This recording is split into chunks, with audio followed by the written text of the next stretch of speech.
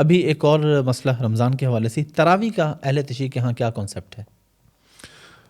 تراویح نافلہ نماز ہے ماہ رمضان کی. سال بھر میں مختلف نافلہ نمازیں ہیں جی، جو مسنون ہیں. رسول اللہ صلی اللہ علیہ وآلہ وسلم نے خود بھی پڑھی ہیں اور صحابہ کو بھی بتایا ہے، انہوں نے بھی پڑھی ہیں، اور اہل البیت علیہ السلام سے بھی مروی ہیں کہ یہ مسنون یا نافلہ نمازیں اہل البیت نے بھی بیان کی ہیں.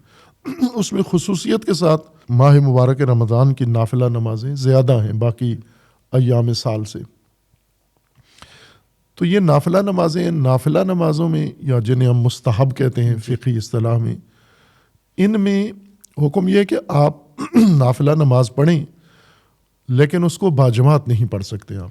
ٹھیک ہے. ہاں، یہ مشروع نہیں ہے، جائز نہیں، چونکہ رسول اللہ صلی اللہ علیہ وآلہ وسلم نے کوئی نماز مستحب باجماعت نہیں پڑھائی اور نہ حکم دیا ہے. واجب نمازوں میں جماعت ہوتی ہے، نافلہ میں نماز جماعت نہیں ہوتی. یہ فرق ہے اس میں. ورنہ یہ مستحب نمازیں شیعہ میں بھی ہیں، اہل سنت میں بھی ہیں. شیعہ میں انفرادی پڑھنی ہے، اچھا، باقاعدہ تراویح کا اہتمام نہیں ہوتا جماعت کے ساتھ نہیں پڑھنی. ٹھیک ہے. لیکن اہل سنت کے ہاں یہ رواج ہے کہ وہ جماعت کے ساتھ پڑھ لیں. تو انفرادی بھی جب اہل تشیع پڑھتے ہیں تو انفرادی کتنے پڑھتے ہیں؟ 8 اور 20 کا جو اہل سنت میں مسئلہ ہے.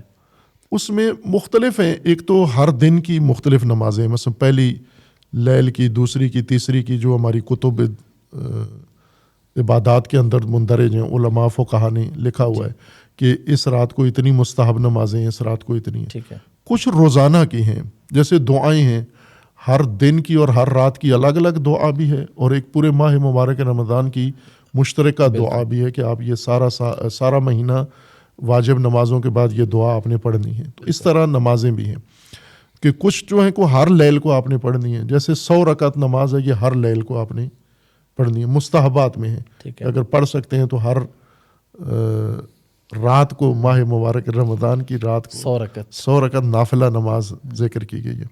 یہ ہر دن کی مخصوص نمازوں سے الگ بھی ہے. اب جو لوگ عبادت کا شوق رکھتے ہیں، محبت رکھتے ہیں، تو وہ پڑھتے ہیں، لیکن عموماً لوگ تھکے ہوتے ہیں، نہیں پڑھتے ماہ رمضان میں. اب اہل سنت میں یہ ہے کہ ان کو باجماعت قرار دیا گیا ہے اور تاکید کی گئی ہے، اور اس کے ترک کو گناہ سمجھا گیا ہے. اہل تشیع کے ہاں گناہ نہیں ہے. یعنی اگر نافلہ نماز آپ نے پڑھ لی تو پڑھ لی، ٹھیک ہے، اگر ترک کر دی تو جرم نہیں ہے، گناہ نہیں ہے.